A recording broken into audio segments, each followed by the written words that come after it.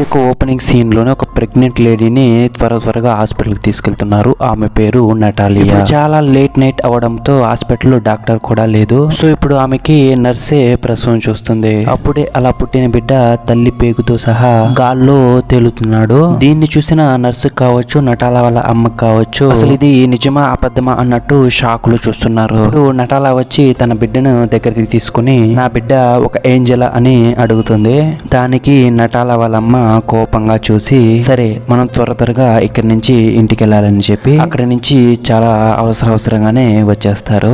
నటాలా వాళ్ళ అమ్మ నిజం చెప్పు, అసలు నీ భర్త ఎవరు, వాడికి ఏమైనా గాల్లో తేలే జబ్బు ఏమైనా ఉందని అడుగుతుంది. దానికి నటాలా నాకు అసలు ఏమీ గుర్తులేదని కోపంగా చెప్తుంది. ఇప్పుడు నటాలా వాళ్ళమ్మ చెప్తుంది ఈ విషయం గానీ బయట ప్రపంచానికి తెలిసిందంటే చాలా కష్టం, వీటిని ఎవరికంటా పడకుండా సీక్రెట్ గా పెంచాలి అని నిర్ణయం తీసుకుంటారు. ఆ బిడ్డకి ఆస్కార్ అనే పేరు కూడా పెడతారు. ఆ బిడ్డని నైట్ అంతా తన చేతిలోనే పెట్టుకుని పడుకుంటుంది వాళ్ళమ్మ.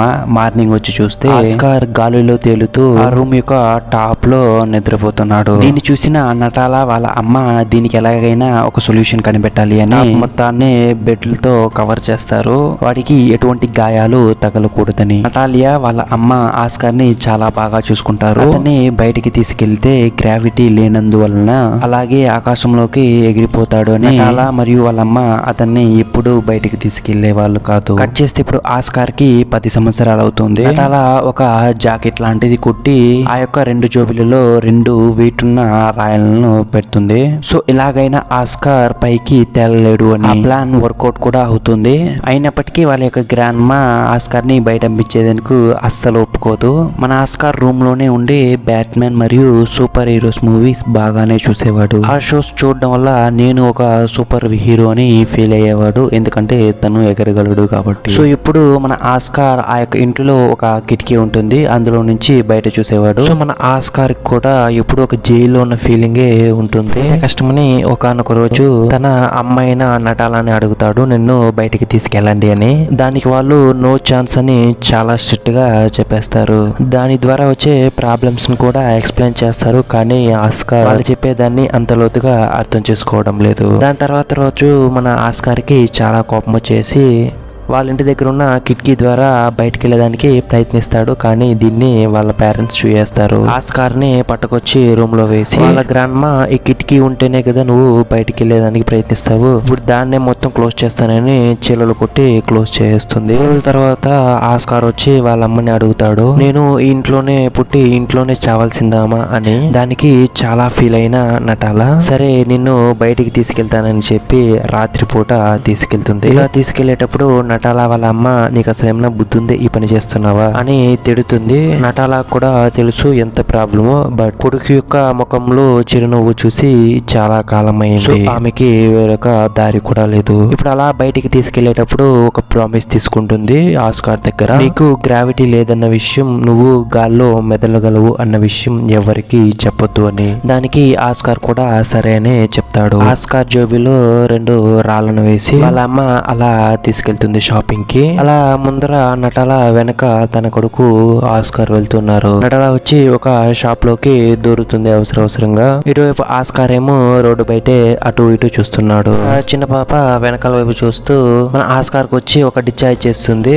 ఇద్దరు కింద పడతారు. ఆమె పేరు వచ్చి అగాటా. ఆమె తీసుకొచ్చిన థింగ్స్ ని చాలా కింద పడిపోయినాయి. ఇప్పుడు 2 వాటర్ బాటిల్ తీసి ఆస్కార్ చేతికిచ్చి ఇది నువ్వే మా ఇంటి దాకా తీసుకెళ్ళాలి, ఇదే నీకు ఇచ్చే పనిష్మెంట్ అని చెప్పి వెళ్తుంది. ఇప్పుడు ఆ 2 బాటిల్స్ ని చేతిలో పెట్టుకుని ఆ షాప్ వైపు చూస్తే వాళ్ళ అమ్మ రావడానికి ఇంకా లేట్ అవుతుంది అని, ఆ లోపల ఈ బాటిల్స్ ని ఇచ్చొద్దాము అని వెళ్తాడు. అలా వెళ్ళేటప్పుడు తన జోబిలో ఉన్న 2 రాళ్ళని తీసి కింద వేస్తాడు, చాలా వెయిట్ గా ఉందని. అలా వెళ్ళేటప్పుడే ఇద్దరు మాట్లాడుకుంటూ చాలా మంచిగా ఫ్రెండ్స్ అయిపోతారు. సో ఇప్పుడు అకాటా వల్ల ఇల్లు వచ్చేసింది. అకాటా తన యొక్క బాటిల్స్ ని ఇవ్వమని అడుగుతుంది, బట్ దానికి ఆస్కార్ ఇవ్వనంటాడు. దానికి అకాటా గొడవపడి ఆ బాటిల్ ని లాక్కుంటుంది.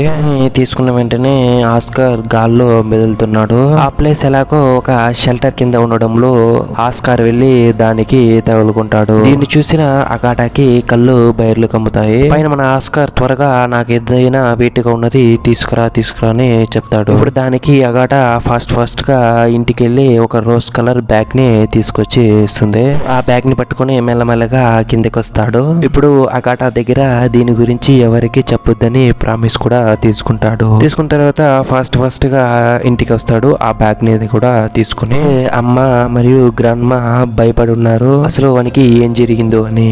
ఇక్కడికి వెళ్ళావని కోపంగా నటాల ఆస్కార్ ని చూసి అడుగుతుంది. అమ్మ, నాకు ఈ రోజు ఒక కొత్త ఫ్రెండ్ పరిచయం అయింది, ఆమెతోనే ఆటలాడుకుని వస్తున్నానని చెప్తాడు. దానికి వాళ్ళ అమ్మ నీ గురించి అన్ని విషయాలు తనకు చెప్పేసావా అని అడుగుతుంది. లేదు, నేనేమి చెప్పలేదని చెప్పి అక్కడి నుంచి తప్పించుకుంటాడు. అక్కడ వచ్చి ఎప్పుడు ఆస్కార్ తోనే ఆటలాడుకుంటుంది. ఆస్కార్ ఇంటికి వచ్చి ఒకనొక రోజు అకాటా వచ్చి ఆస్కార్ వాళ్ళ అమ్మతో తెలియకుండా మీ ఆస్కార్ ఒక సూపర్ మ్యాన్ అని చెప్పి అడుగుతుంది. దానికి నటాలాకి అర్థమైపోతుంది తనకి అన్ని తెలుసు అని. దాని తర్వాత ఆ ఘాటాని ఇంటి లోపలికి కూడా చేర్చదు, నువ్వు వెళ్ళిపోని చెప్పేస్తుంది. డైలీ వచ్చి ఆస్కార్ ని అడుగుతుంది ఉన్నాడా అని. దానికి వాళ్ళ అమ్మ లేదు, అతను బయటికి వెళ్ళాడు, చదువుకోవడానికి వెళ్ళాడని చెప్పి ఆ ఘాటాని పంపించేస్తుంది. ఘాటాకి తెలుసు తను ఆ ఇంట్లోనే ఉన్నాడు అని. సో అలా వెళ్ళేటప్పుడు తిరిగి ఆ విండోని చూసి బాయ్ చెప్పేసి వెళ్తుంది. వెళ్ళి తన గ్రాండ్ మదర్ కి చెప్తుంది. తన గ్రాండ్ మదర్ ఒక గ్యాంగ్ వేసుకుని అసలు ఆస్కార్ ని వాళ్ళు బయటనే పంపించడం లేదు, ఇంట్లోనే పెట్టి చిత్రహింసలు పెడుతున్నారని కేసు పెడతారు. దీంతో ఇద్దరు పోలీస్ ఆఫీసర్స్ వచ్చి నటాలా వాళ్ళ ఇంట్లో రేపటి నుంచి ఆస్కార్ ని బడి కంపించాలి, లేకపోతే మీ మీద యాక్షన్ తీసుకోవాల్సిందని చెప్పి సీరియస్ గా వార్నింగ్ ఇచ్చి వెళ్తాడు. మరుసటి రోజు స్కూల్ కి వెళ్ళి చూస్తే అక్కడ బ్యాగ్స్ అంతా సపరేట్ గా పెట్టున్నారు. ఓన్లీ స్టూడెంట్స్ మాత్రమే క్లాస్ రూమ్స్ కు వెళ్ళి చదువుకోవాలి. సో ఇదంతా వర్కౌట్ అయ్యేది కాదని నటాలా తన కొడుకుని మరియు వాళ్ళ అమ్మని తీసుకొని ఆ ఊరు వదిలే వెళ్ళిపోతారు వేరొక ప్లేస్ లోకి. కొన్ని సంవత్సరాలు అయిపోతుంది. కట్ చేసి ఇప్పుడు ఆస్కార్ కి 25 సంవత్సరాలు. ఆస్కార్ వల్ల గ్రాండ్ మా కూడా చనిపోవడంతో ఇప్పుడు ఆస్కార్ ని నటాలా మాత్రమే చూసుకుంటుంది. ఇప్పుడు కూడా మన ఆస్కార్ అగాటా ఇచ్చిన ఆ రోజ్ కలర్ బ్యాగ్ ని యూజ్ చేస్తుంటాడు.